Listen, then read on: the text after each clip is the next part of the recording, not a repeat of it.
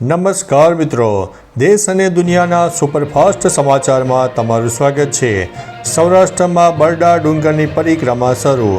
સૌરાષ્ટ્રના જગવિખ્યાત બરડા ડુંગર પરિક્રમા શરૂ થઈ ગઈ છે અને પરમ દિવસથી જાંબુવતી ગુફાથી હર્ષોલ્લાસ સાથે તેની શરૂઆત કરવામાં આવી છે।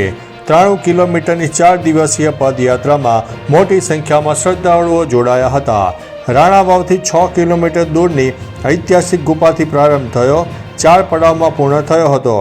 રસ્તાના ગામોમાં ગ્રામજનો સેવા અને સુવિધા આપીને ધર્મ બજાવે છે।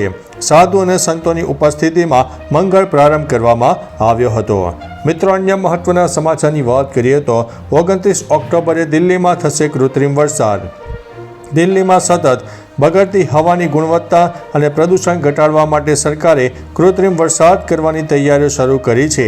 તેના માટે IIT કાનપુર દ્વારા ક્લાઉડ સીડિંગ ટેકનોલોજીને સફળ ટ્રાયલ ગુરુવારે પૂર્ણ થયો।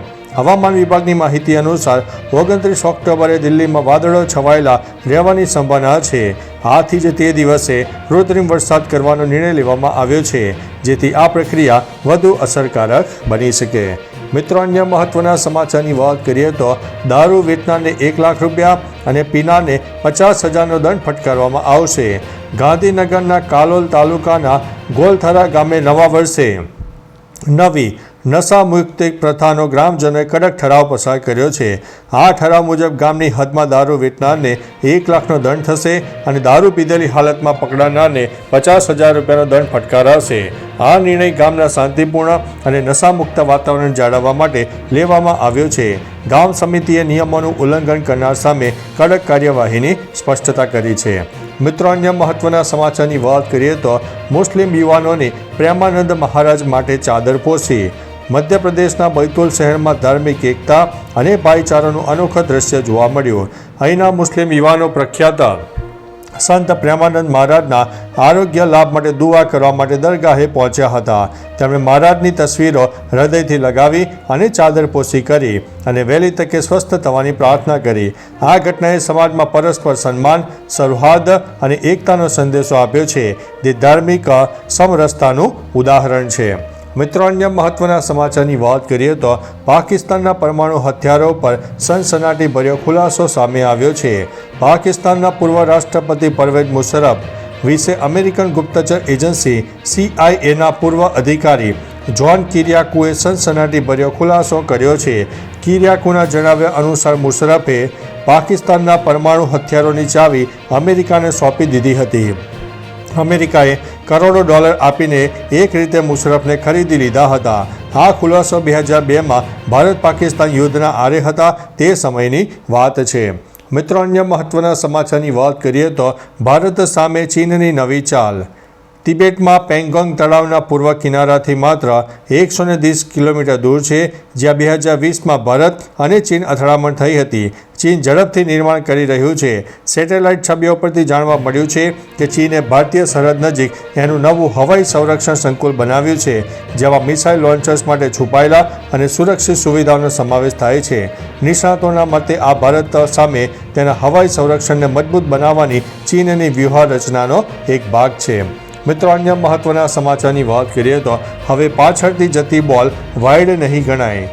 ક્રિકેટમાં હવે બેટ્સમેનના લેગ સ્ટમ્પની બહાર પણ એક ગાઈડલાઇન બનાવવામાં આવી છે।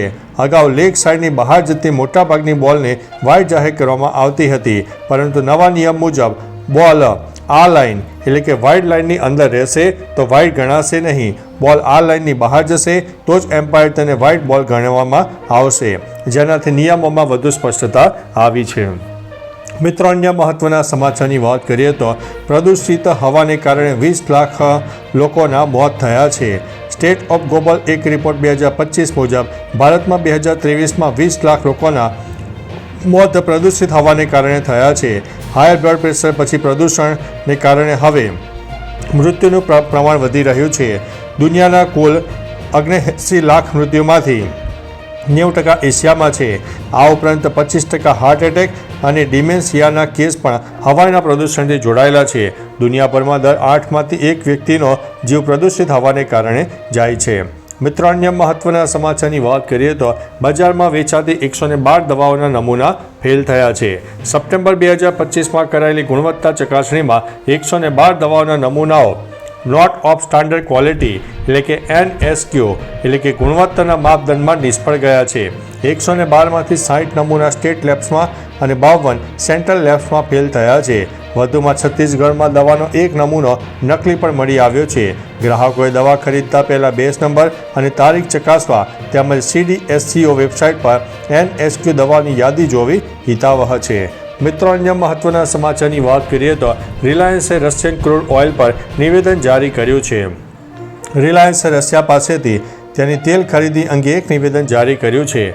કંપનીએ જણાવ્યું હતું કે EU, UK, USA દ્વારા જારી કરાયેલા પ્રતિબંધોની રશિયન ક્રૂડ ઓઇલ આયાત પરની અસરનું મૂલ્યાંકન કરી રહી છે. કંપનીએ જણાવ્યું હતું કે પ્રતિબંધોને ધ્યાનમાં રાખીને તેની રિફાઇનરીમાં કામગીરીમાં મોટો ફેરફાર કરવામાં આવશે.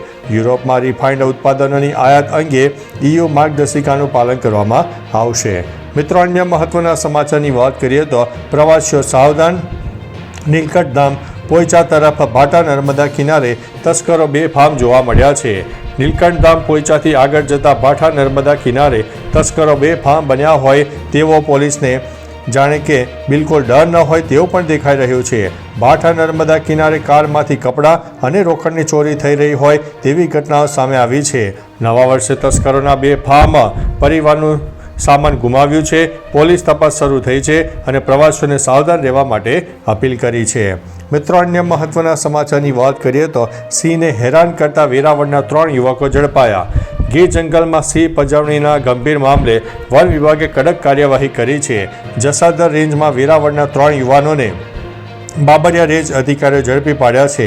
મોબાઈલ તપાસમાં જરાધાર બાબરિયામાં સિંહને હેરાન કરતો વિડીયો સામે આવ્યો છે. નિયમિત પ્રવૃત્તિનો ખુલાસો થયો છે. ત્રણેયની ધરપકડ કરવામાં આવી છે. કોર્ટમાં રજૂ કરતા 1 દિવસના રિમાન્ડ મંજૂર કરવામાં આવ્યા છે. મિત્રો, અન્ય મહત્વના સમાચારની વાત કરીએ તો ધંધા માટે 10 લાખની લોન મળશે. કેન્દ્ર સરકાર રોજગાર યોજના હેઠળ યુવાનોને પોતાનો વ્યવસાય શરૂ કરવા માટે 10 લાખ સુધીની લોન આપે છે. 18 થી 35 વર્ષના બેરોજગાર અને ઓછામાં ઓછું 8મું ધોરણ પાસ કરેલા યુવાનોને લાભ મળશે અને પરિવારની વાર્ષિક આવક 1 લાખથી ઓછી હોવી જોઈએ. યોજના અંતર્ગત વ્યવસાયિક તાલીમ પણ મળશે અને અરજી kvicoonline.gov.in ઉપર કરવાની રહેશે. યોજનાનો હેતુ યુવાનોને આત્મનિર્ભર બનાવવાનો અને રોજગારીના નવા સ્તર ખોલવાનો છે. મિત્રો, અન્ય મહત્વના સમાચારની વાત કરીએ તો વાવાઝોડું મોન્થા. શું તમને ખબર છે આ નામ કેવી રીતે પડ્યું? ભારતીય હવામાન વિભાગે 27મી તારીખે બંગાળની ખાડીમાં બનેલા વાવાઝોડાનું નામ રાખ્યું છે. થાઇલેન્ડમાં સામાન્ય રીતે ફક્ત મહિલાઓને મોન્થા કહેવામાં આવે છે. આ નામનો અર્થ મજબૂત મનનો થાય છે. એવું કહેવાય છે કે આ નામ એટલા માટે આપવામાં આવ્યું હતું કારણ કે બંગાળની ખાડીમાં આ વાવાઝોડું ખૂબ જ શક્તિશાળી હોવાની આગાહી કરવામાં આવી હતી. જો તમને માહિતી ગમી હોય તો તેને શેર પણ કરજો. તો ચાલો મિત્રો, ફરીથી દેશ અને દુનિયાના સુપરફાસ્ટ સમાચાર લઈને મળતા રહીશો. ત્યાં સુધી અમને રજા આપશો. નમસ્તે.